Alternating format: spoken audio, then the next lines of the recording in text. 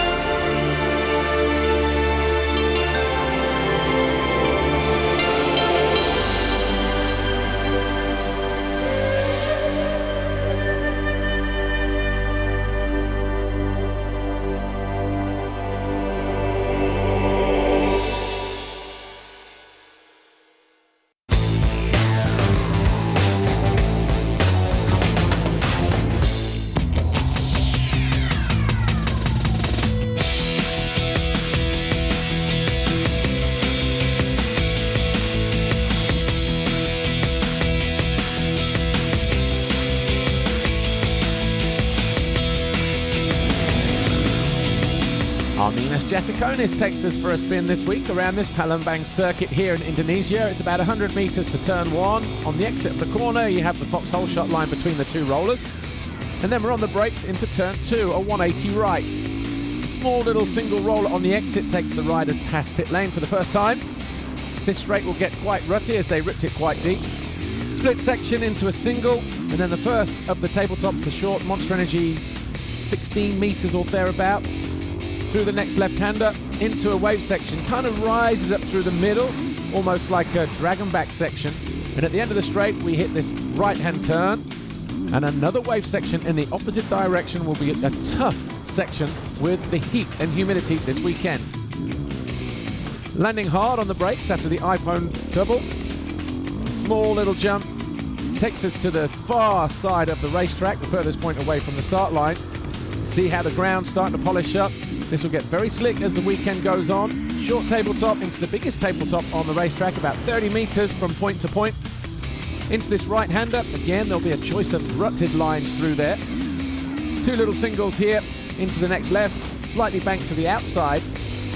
Then we have this little kink here. You see a rise there over this city scrub jump. Through the penultimate corner, this left-hand turn, another single jump takes us to the final corner. There's a rhythm section on the outside of this turn. You can go flat or single here, different momentum through there, but this is the run towards the Monster Energy finish line jump just here.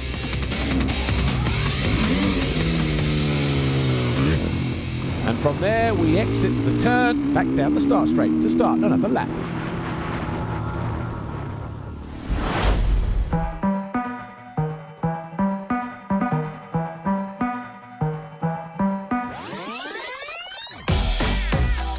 With the second half of the season well underway, we thought we'd give you a little recap as to how the season has played out so far.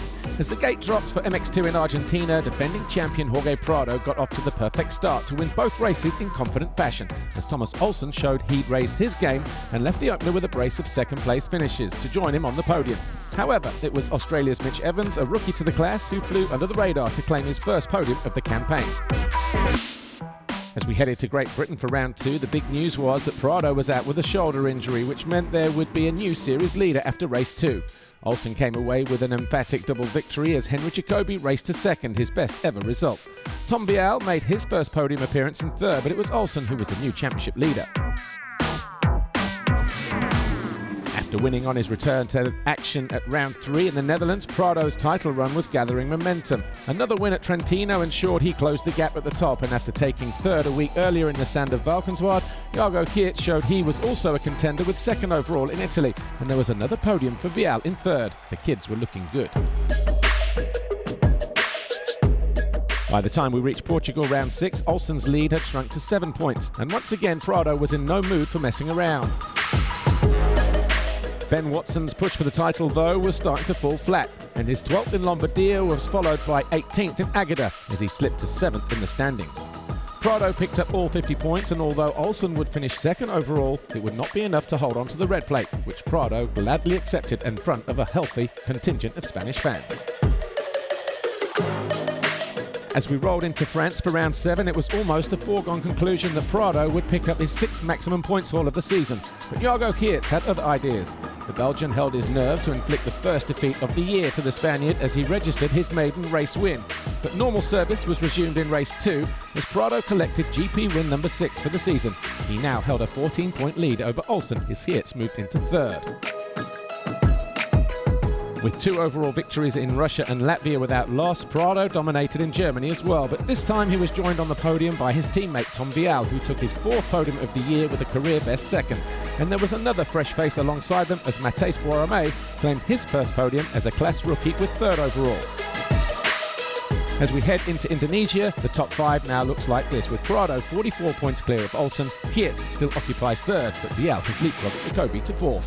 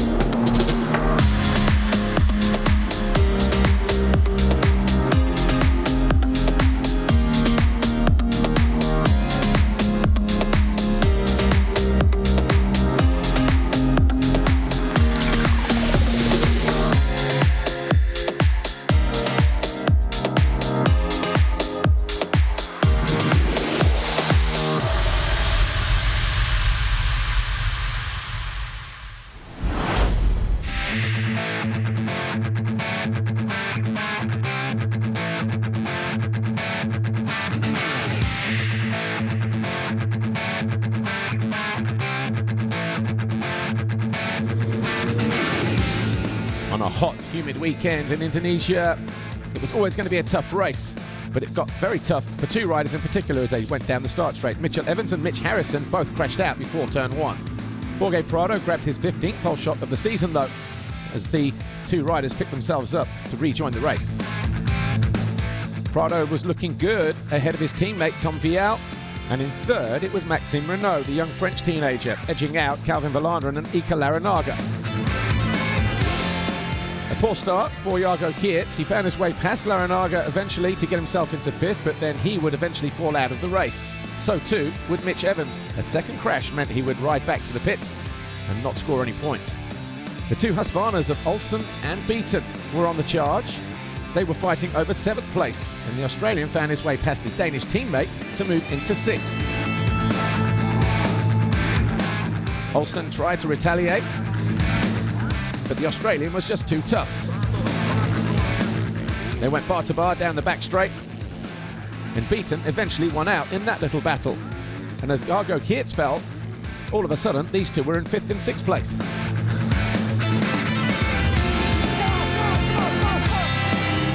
Everyone had to dig deep. Jed Baton on a charge, but his fellow Australian was out of the race. A tough weekend for the number 43. A slight slip whilst leading the race caused Jorge Prado to fall out of the lead, handing the advantage to his young teammate, Tom Vial. But a 6-second deficit was quickly clawed back by the defending champion. And with 5 laps to go, Prado found a way around the outside of Vial to take over the lead once more, but at what cost?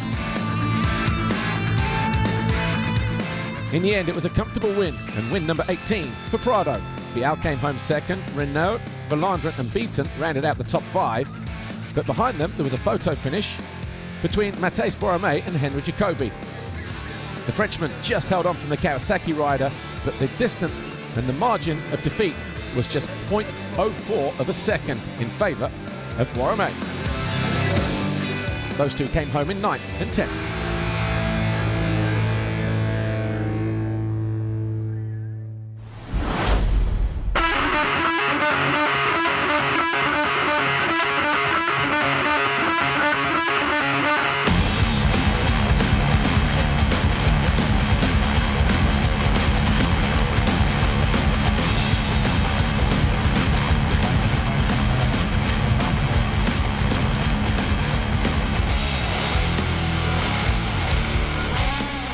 Riders charged down the start straight for MX2 Race 2. Jorge Prado thought he'd grab the whole shot, but it was his teammate who ran him wide going into turn 1. And Vial grabbed his 5th foxhole shot of the season as they charged into Race 2. Thomas Olsen was right there in the thick of it as well, just behind the 61 of Prado, who made an early run for the lead. Found his way past his teammate briefly. Then a slight bobble from Vial allowed Prado to get back in front, but only for one short straight. Vial launched up the inside in the next turn, closed the door on Prado. One corner later, and the run towards the finish line, Argo Keerts was also past the Spaniard and into second, and quickly around the outside of Vial to take over the lead.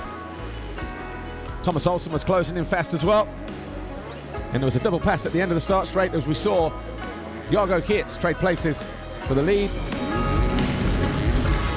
And Olsen moved past Prado, all in the blink of an eye, all in turn 1. Prado was now in 4th place, and Jed Baton was closing in 5th. The Australian nudged Prado aside. The championship leader was in trouble. Brian Moreau on the Bud Racing Kawasaki also found his way briefly past the Spaniard. The two went bar to bar, traded positions a couple of times, but eventually Jorge Prado did make the pass stick and found his way back into 5th. Brian Moreau, meanwhile, faded in the latter stage of the race back to 16th. Jed Baton was next on the sights of the number 61 of Prado. And eventually, his tenacity paid off. And all of a sudden, he was now up into 4th, closing in on his teammate Vial. Argo Keerts looked solid up front, then one or two little mistakes cost him the lead, with about 6 laps to go. The Yamaha rider picked himself up and would rejoin the race in 5th, would eventually come home in 4th. The two KTMs battled over 2nd position. And just ahead, Olsen was not that far either. Ahead of them at the front of the field. Prado eventually sided his way down the inside of Vial, but by then Olsen got second wind and was starting to pull clear. The Dane eventually went on to take his 3rd race win of the season, his first since a double at Matchley Basin round 2. Prado and Vial came home 2nd and 3rd, and the overall belonged to Prado. Vial was on the podium just like his old man Frederick back in 1996. Thomas Kjær Olsen 3rd overall. Prado now has a 51-point lead over Olsen. Jargo Kiet's 109 further back, but Bial is closing in. He's just 8 behind the Belgian now as we head to Semarang. It was great to see Claudio De Carli back on the podium as well, to see Prado take his 26th Grand Prix victory of his career after his minor surgeries recently.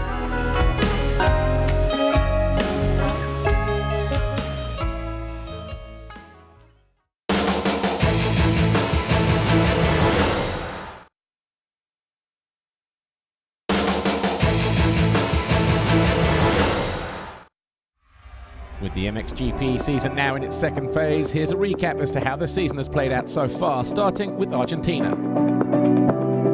After failing to finish the qualifying race due to a rare technical issue, Tony Cairoli wasted no time in making amends. 2 great starts from the outside gate were instrumental in helping him go 1-1 to take the first red plate of the season. He was joined on the box by Tim Gajser and Jeremy Van Hoorbeek. After playing second fiddle to Cairoli in Argentina, Gajser brought his A game to Great Britain. Well, almost. Despite this huge crash in race 1 whilst leading, the Slovenian still managed to go 3-1 for second overall, but the warning signs were already there. The backdrop of Trentino was made for theatre, and once again there was no shortage of drama in Cairoli's backyard on this occasion. The 4th round saw Gajser snatch a narrow victory over his Italian rival in the first outing, and race 2 was just as epic, with the two going bar to bar for almost the entire race. With both riders on the absolute limit, it was Cairoli who cracked first, handing an emotional win to Gajser in front of his adoring fans. All of a sudden, it was game on at the top of the championship.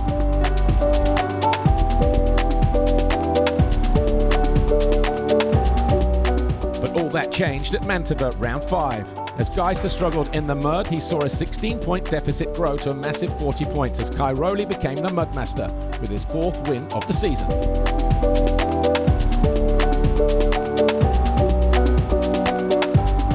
In Portugal, Gajser clawed back 6 vital points, but in France it was Cairoli who was on the ropes. Frustrated at hitting the gate in race 2, the Italian's race was littered with mistakes, and it was Gajser who sealed the GP win with another 1-1 to close the gap to 10 points. And after Russia, the Slovenian led by 13, as Cairoli's season began to crumble.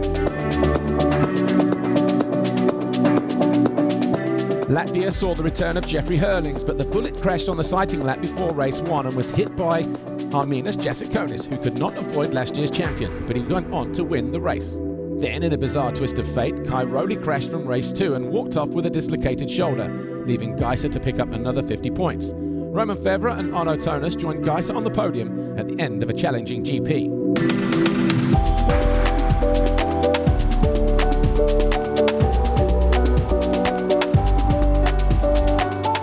In Germany last time out, Gajser turned 2 hole shots into 2 wins and was simply sensational at the Talkessel, whilst behind him Arno Tonis and Gauthier Paulin took to the podium for the first time as teammates. The Swiss rider in particular enjoying a run of 5 consecutive podiums. His teammate Paulin has another 4, leaving team boss Louis Bosters in a state of euphoria. And as we prepare for race 1 in Indonesia, Gajser holds an 83-point advantage over Cairoli, who will miss the 2 Asian adventures, and Yamaha have 3 riders fighting over 3rd, separated by just 1 point.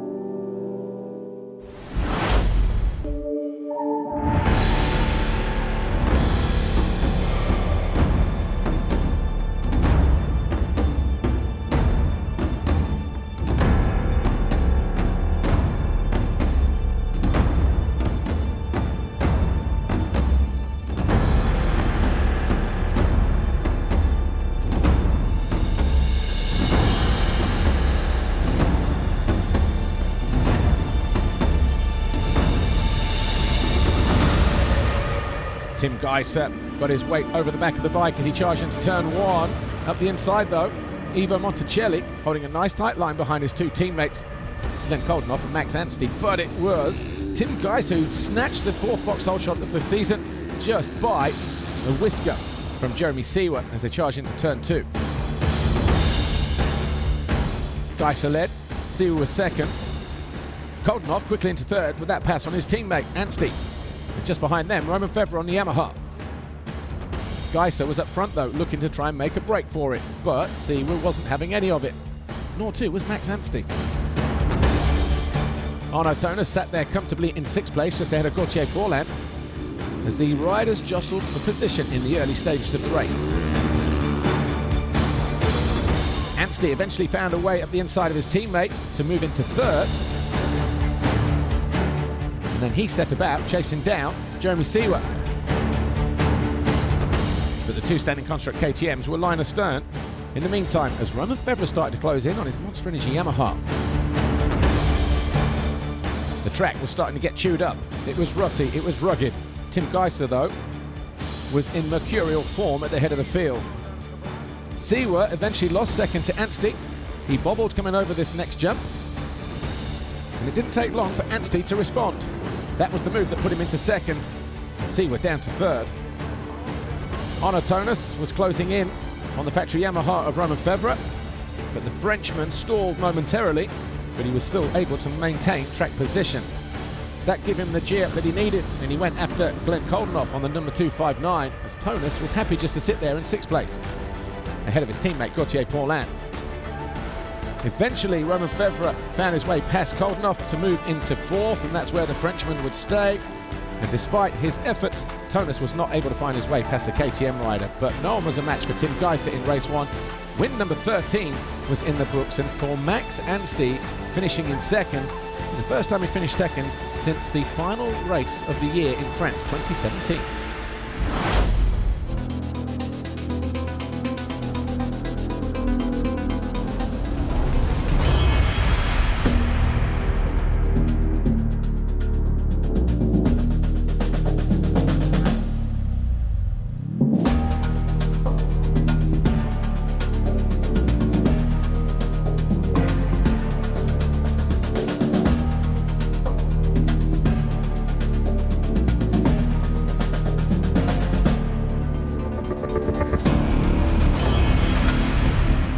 After race one, there were more than a few tired bodies out there, but they had to do it all again. MXGP race two. Onotonus had issues right at the very first turn.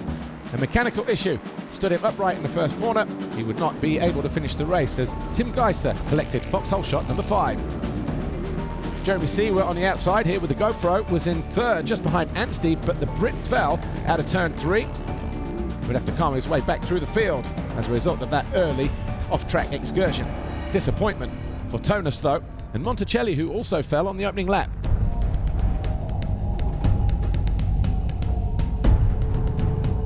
Nervous faces from down there in pit lane as Geiser started to pull clear. But behind him, Roman Febvre and Jeremy Seawer battled, and Paulin wasn't too far behind either. Seawer made a mistake, allowed his teammate through into second, and then he latched onto the rear wheel of the Honda of Geiser. Despite one or two dodgy moments, he managed to keep upright in second as the rest of the pack chased him down. But it was Geiser, just the other side of this jump, who made the mistake. He fell on lap 4. He almost got away with it. But that was the invite that Febvre needed to take over at the head of the field.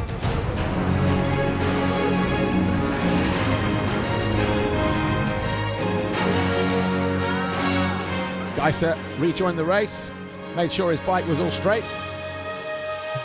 and he latched onto the rear wheel of the number 91 of Jeremy Seawer. And before long, the Slovenian was through and back into second position, but by then, Febvre was already too far down the track. Instead, Geiser rode a methodical race, and he was looking at winning the Grand Prix and extended his lead in the championship at the same time. Glenn Koldenoff eventually found his way past Gauthier Paulin. AJ was also passed, but then he fell. Seawer under attack all of a sudden in the late stages of the race from Koldenoff as they battled over third. Koldenoff eventually went through. Seawer was down to 4th. Paulin was 5th. Anstey, a great ride through the field, back to 6th. But Roman Febvre